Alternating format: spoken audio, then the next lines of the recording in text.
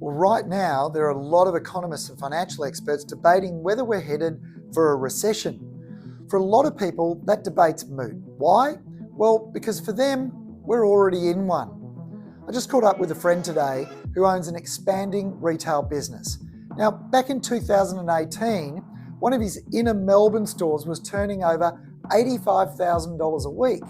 Today, 8 years later, that same store is turning over just $35,000 a week, and that includes the impact of price rises. In other words, volume has plummeted, and most of the decline has happened in the last 6 to 9 months. A restaurant owner I spoke with today told me that patrons are still dining, but they're spending less. They're ordering fewer entrees and skipping dessert or that second glass of wine. And that's because price rises are hitting at the same time. At a cafe on Sydney's North Shore train line, a slice of French toast is $29. The omelette is $33. And no, there's no seafood involved.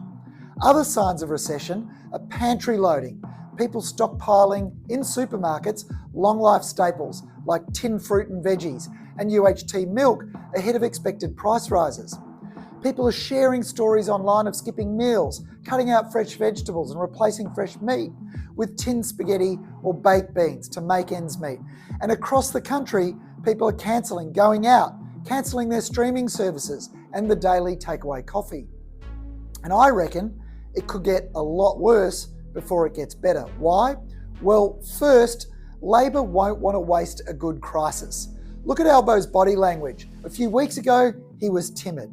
Now he looks emboldened. So I predict Labor will use the war in the Middle East as an excuse to mask over their rubbish approach to financial management.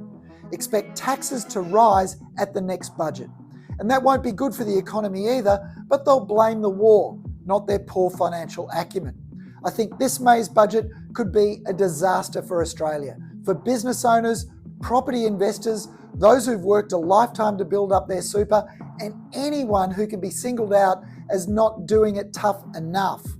We'll ignore Labor's wasted billions on the NDIS and the rising cost of energy thanks to an ill-considered energy transition policy. And that's all before we see the full effect of the supply chain disruptions caused by the closure of the Strait of Hormuz. That's still to come. So if you feel like things are bad, there's every possibility they could get a whole lot worse. Disposable income is vanishing and job insecurity will rise as businesses cut costs because customers are cutting spending. So, what should you do? Step one is to have a look at your last quarter's bank statement and label each line item as either necessary or nice to have. Then see if you can cut some of the nice to haves for a while so you can build a bit of a buffer in your savings. And step two is to get rid of any high cost debt like credit card debt if you can. Now might be the time to abide by that old adage, if you haven't got the cash, you can't afford it.